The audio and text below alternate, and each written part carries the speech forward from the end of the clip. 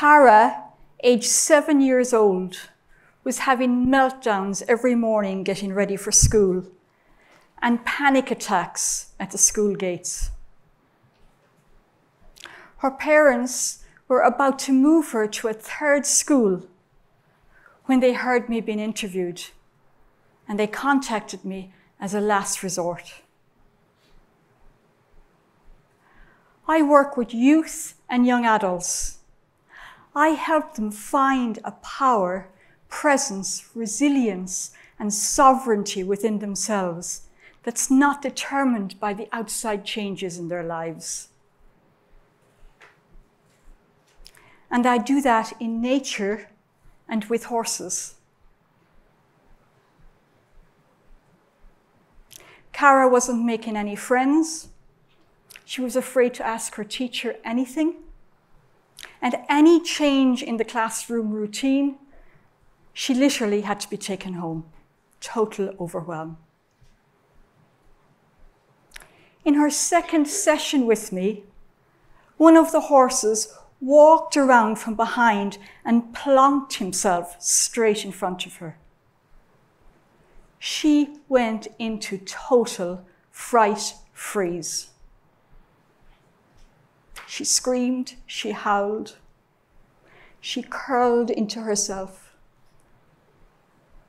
I reminded her of our first session, where she was asked to breathe into her feet, connect to her heart, feel herself solid on the ground, similar to the horses. I said, "Come on, Cara, just breathe." The horse, meanwhile, just stood quietly, fully present in front of her. At the end of that session, that horse's big velvety nose was nuzzling the palm of her tiny little hand. At the end of 3 sessions, she was getting dressed in the morning, managing her own wobblies and walking through that school gate. We continued to work together. She started to make friends.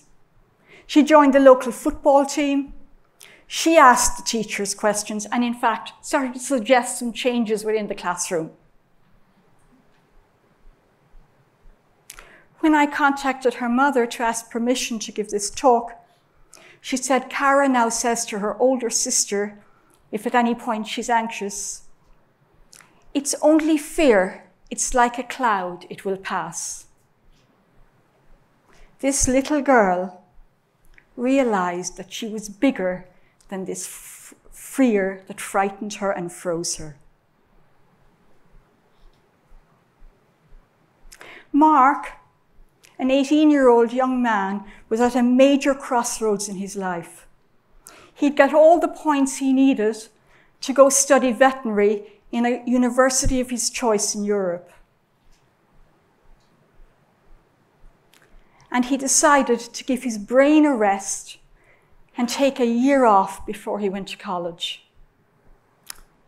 Well, as life happens, that year he ended up living with his parents and his siblings in his little town in the first year of the COVID-19 lockdown. His plan was to travel the world, work in ski resorts and vineyards, and come back and then start college.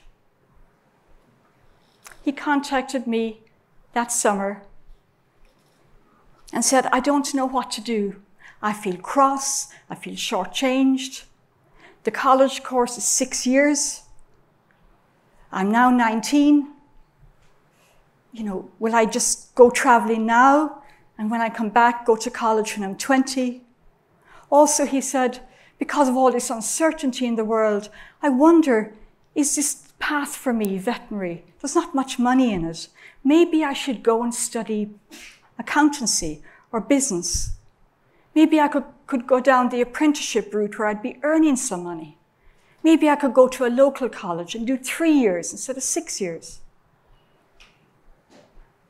I just do not know what to do."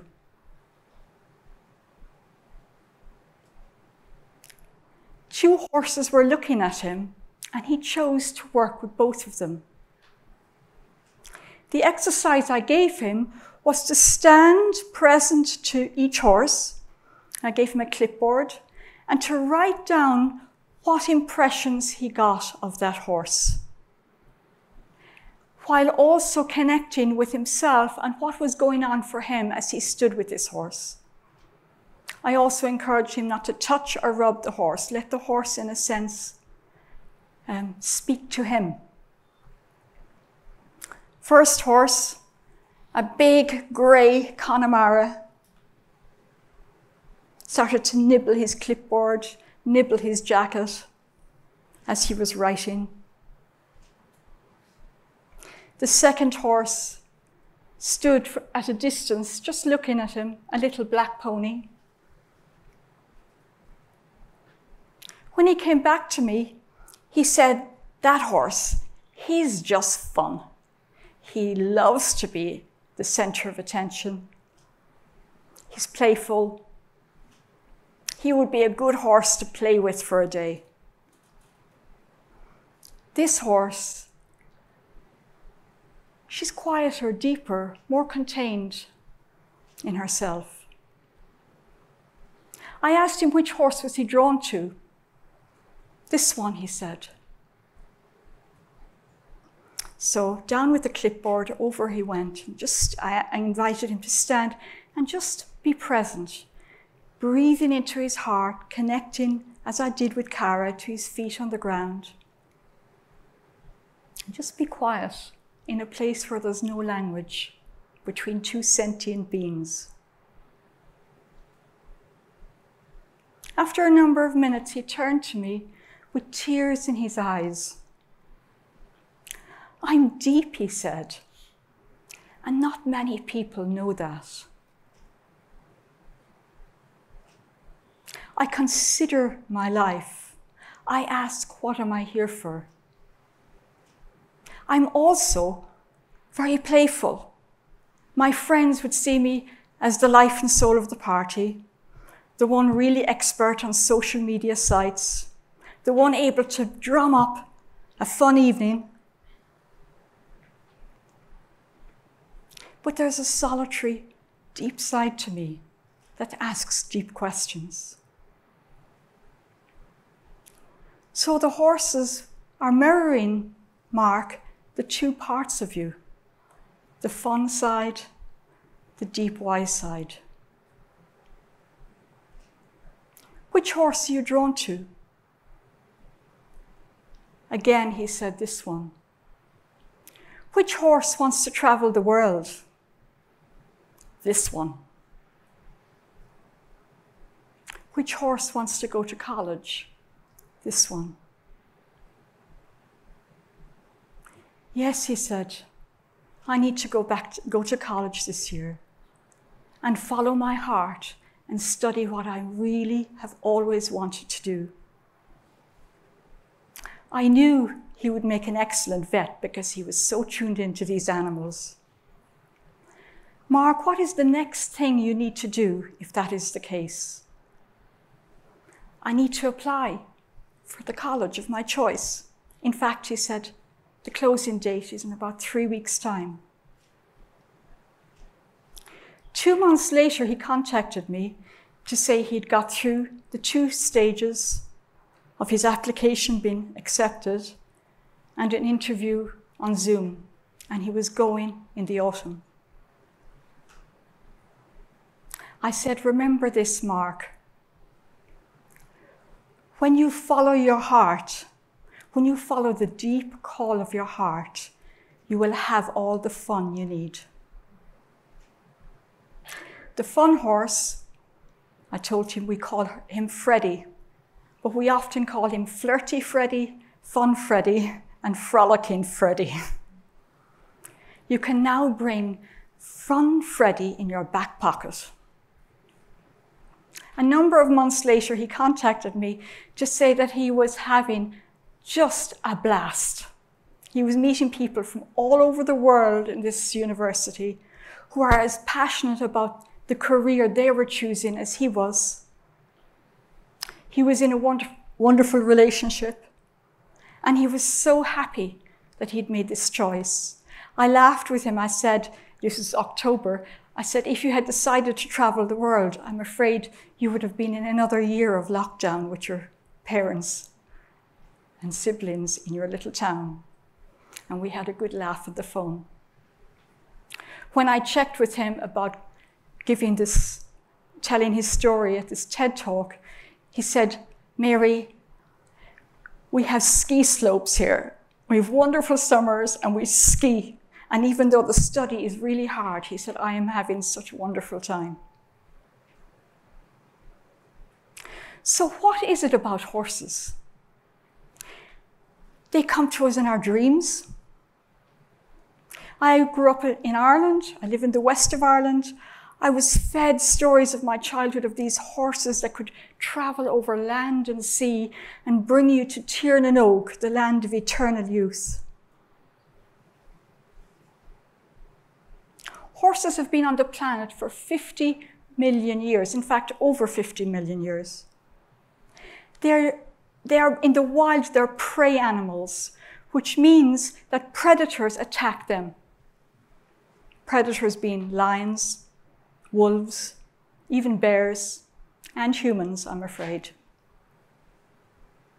They are genetically wired to read any situation that comes into their environment.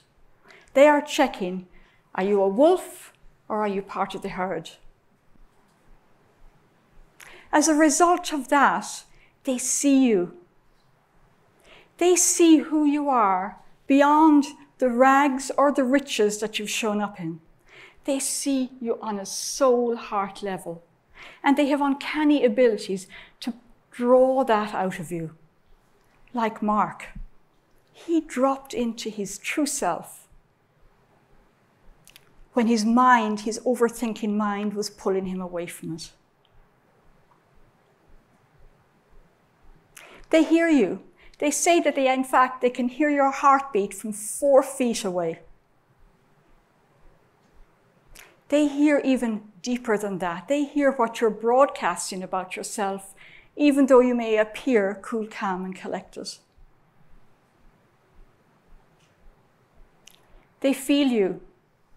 Anybody here who's been around horses knows that as soon as you're nervous, a horse picks it up.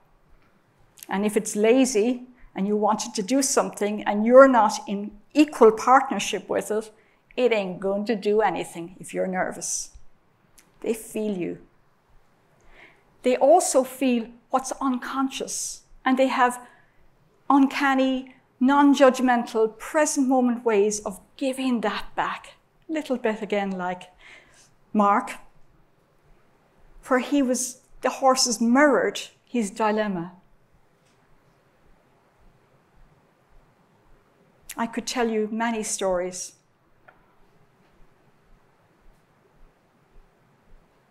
As well as that, it is scientifically shown that just by being around them, when you're familiar with them, Cara became very good at being with horses. Just by being around them, your anxiety levels drop. Your heart rate you can develop healthy, balanced heart coherence. And in fact, in some cases, your blood pressure can drop.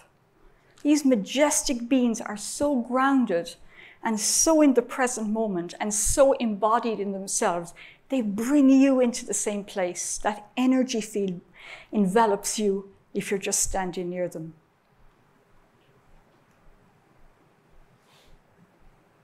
When I think of the Celtic Irish stories of horses bringing you to the land of eternal youth and across sea and water, I am now beginning to see that that is an internal journey into the multi-sensory beings that we are, beyond the sea representing the unconscious, bringing up what's conscious, finding our authentic self. Horses do not play games. They get you. If you're authentic, they meet you there. If you're playing a game, they'll ignore you.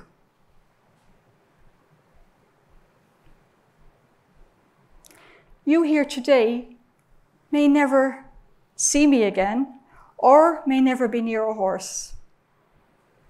And the title for this TED event is Creating Tomorrow's Solutions. So what can I give you? And you listening online, what can I give you if you haven't these opportunities? So I'm going to invite you, in the way I do with my clients, to become more embodied, and in the way the horses are. So I'm going to invite you to uncross your legs, drop your phones and your notes and your pens. Either close your eyes or drop your eyes at a 45-degree angle. And just become aware of the space that you're taking up as a physical being in this chair, in this day. And with each breath, come into that world behind your eyes and under your skin. Come into your bones with your breath, into your feet bones, your sit bones. Let gravity bring weight into your elbows.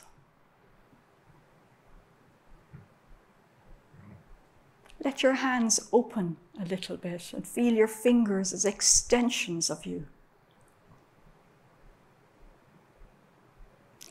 Consciously breathe into that space between your belly button and backbone, your soft belly.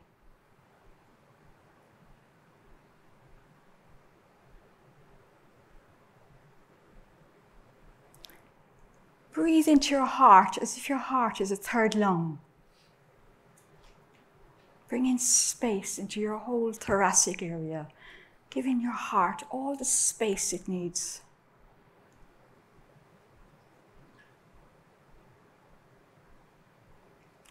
Let your jaw relax by touching the roof of your mouth with the tip of your tongue.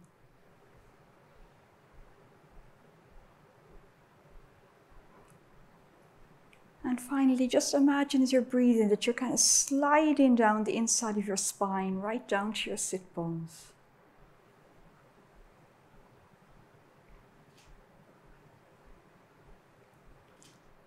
I invite you to take 3 to 5 more down through your body breaths, and then bring your eyes up to normal again.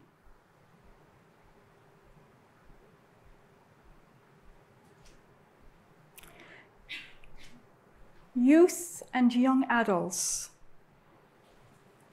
are 24/7 bombarded with news of global pandemics, political crisis, ecological crisis. The gap between those who have and those who have not is getting wider.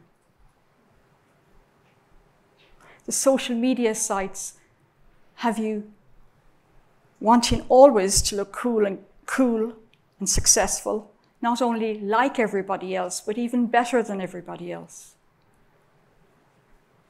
Part of tomorrow's solution is find the sanity that's in nature and with animals. And that sanity mirrors what's already inside us, in our own heartbeat, in our own breath, in our own bones. We've just forgotten. So when you leave here today, I invite you to at least take a walk, leave your phone at home, sit into a tree, and just let its presence ground you, calm you, and find who you are from the inside out. Thank you.